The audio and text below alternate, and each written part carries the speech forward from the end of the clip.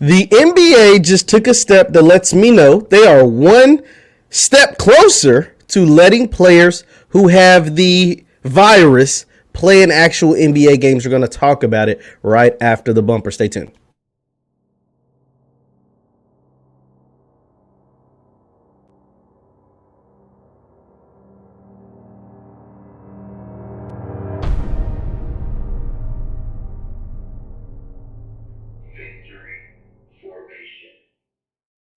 What's good people? Jeff Lightsey Jr. here with the Black Boss Channel and Victory Formation. Thank you guys for tuning in. Be sure to hit the thumbs up button, like, share, subscribe, and the notification bell because we upload every single day. Now, the NBA just came up with the decision. The NBA and the NBAPA have come to a decision, an agreement that will cut down the days of quarantine NBA players who test positive for COVID-19 have to serve. And this is coming from ESPN.com. Let me go ahead and share my screen. Let me check something real quick. Share my screen. And we're going to read to you an article written by none other than Woj that's covering the NBA. It says, the NBA and the NBAPA near a deal to reduce 10-day quarantine for positive cases, sources say. The NBA and the National Basketball Players Association near an agreement to reduce the 10-day quarantine periods for COVID-19 positive players, sources told ESPN on Thursday. The arrangement, expected to soon be shared with teams, could return some players to active play as soon as 6 days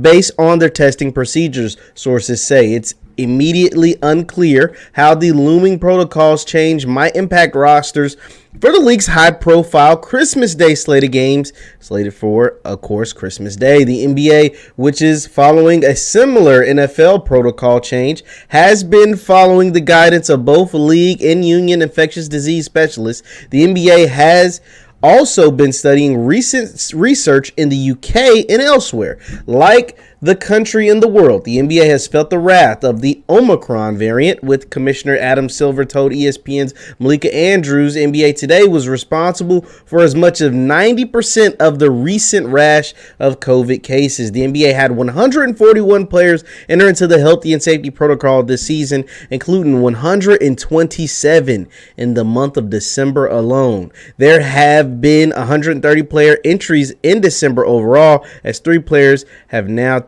entered the protocol multiple times this month. Now, this is going to lead, what I believe, going to lead leagues, and I think it would happen sooner, but it's going to end up, what we're heading towards is kind of wild a little bit, because remember, when the virus first came out, we were supposed to quarantine for 14 days. That was the first thing.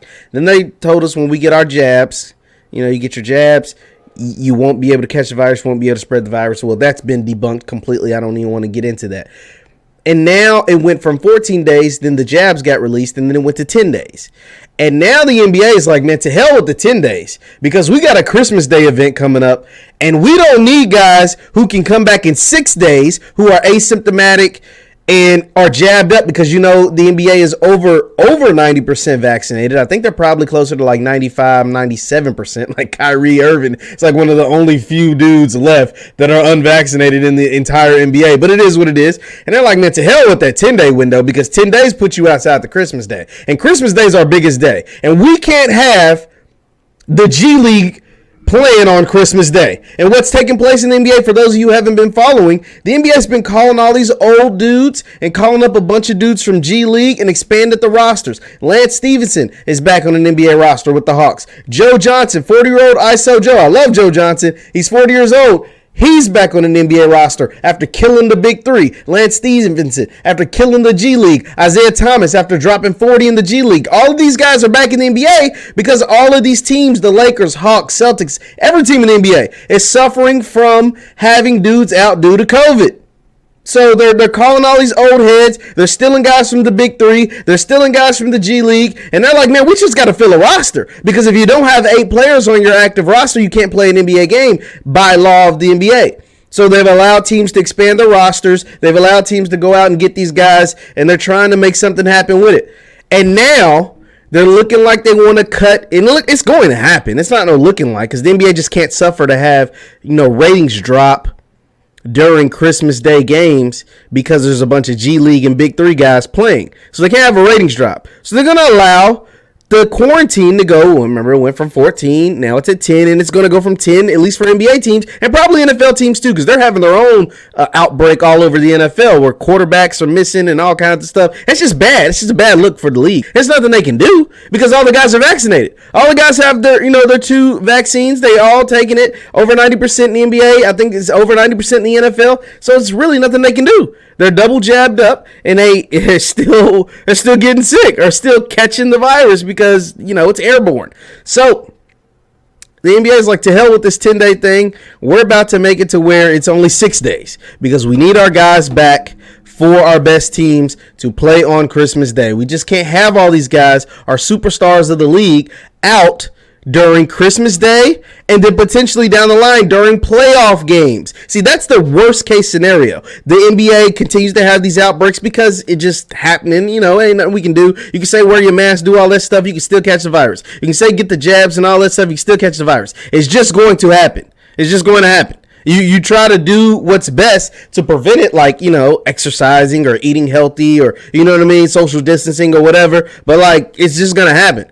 So the worst case scenario for both the NBA and the NFL is that this kind of outbreak takes place during the playoffs. See, right now, before All-Star break or Christmas Day, you don't want it to happen Christmas Day games, but you can kind of deal with it. Before All-Star break, you can kind of deal with it. NFL, you're still in week 13, 14. But when we start getting to week 17, 18 in playoffs, NBA, we started getting into, May. This is happening or April, and the finals take place in June. Playoffs are in May, April, May, and finals are in June. Whoa, we can't have this during no May when playoffs are here. Can't have this during June during the finals. Hell no. Talking about players, Steph Curry getting, having to miss games, multiple games because he got quarantined for 10 days and he's asymptomatic. You got, LeBron James or the Greek Freak or anybody from Brooklyn, missing games because they got a quarantine for 10 days. Oh, hell to the no. Because people are going to watch.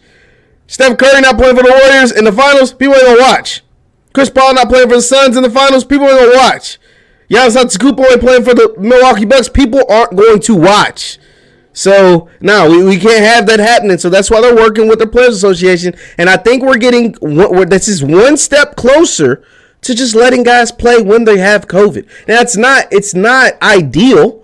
Obviously, it's not what you want to do. But I think we're getting closer and closer to that. And an NBA player, someone brought this up. They brought this up about players playing with COVID. And I can't remember who said it. Who said this? I'm trying to find. Now who is the player that said it? Because they brought up the fact that you can play with the flu. Now, we all know a ton of people die from the flu every single year. We all know a ton of people get flu shots. Millions of people get flu shots every single year. Millions of people are succumbed to the flu every single year. But there's a ton of NBA players that get the flu that still play basketball games. One of Michael Jordan's best games came because he had the flu. The reason why people remember the game against Utah, Michael Jordan NBA Finals, he got 33 points while getting IVs because he had the flu. Last I checked, the flu is contagious. The flu is, you can spread the flu. That is very much contagious. That is very much an infectious disease. And hold on, what's going on? Alexa, stop. My Alexa is starting to go off. So, yeah. So there was an NBA player. I can't seem to find it. I cannot seem to find it. But he mentioned why can't we just play with, why can't we just play with, who said that? NBA player playing with, I'm trying to find who said maybe we should just play with now I'm not suggesting that, but I think we're getting super, super close to it taking place. Let me see. NBA player play with COVID. Let's see if we can find this. remixing. So now they're talking about moving games, moving stuff around. I can't seem to find the guy who said they should play with it. But there was a player who actually brought it up a few weeks ago. And I think the NBA is getting closer and closer to actually having that take place. Because what else can you do? Like, there's literally nothing else you can do. Everybody's got their vaccines. Everybody a lot of them got their boosters. And they're still getting it. The worst case scenario for both the NBA and the NFL is that this takes place during the playoffs. Is that this takes place there. Now, hopefully this is just a spike, because we've had different other spikes during this whole global pandemic. We've been going on 2 years now, and we've had different incidents of spikes taking place across the country and taking place around the world. And hopefully this is just one of those, and then we simmer back down. But the NBA and the NFL is going to take a hard look at this, because one thing they do not want to do, and one thing I know they won't do, they're not going back to a bubble. A bubble's not happening again. The guys, I don't think the players will stand for it. They're not going back to a bubble. The NFL, they're played outside, so there's nothing they can do. We're getting closer. And I think we would be closer to players playing with COVID if COVID wasn't so political.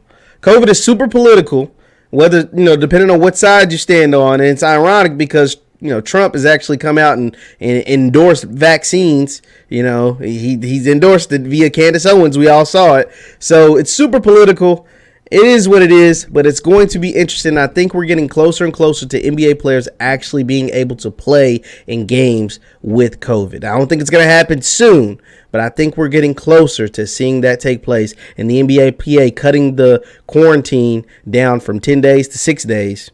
Just lets me know that we are getting closer to that taking place. Let me know your thoughts in the chat. Let me know your thoughts in the comments. Once again, my name is Jeff Lighty Jr. at the Black Boss Channel in Victory Formation. You can subscribe to my YouTube channel, Jeff Lighty Jr. It is Jeff Lighty Jr. on YouTube, on Instagram and Facebook at JLighty7, at JLighty7. Thank you guys for tuning in. I will see you next time. Peace.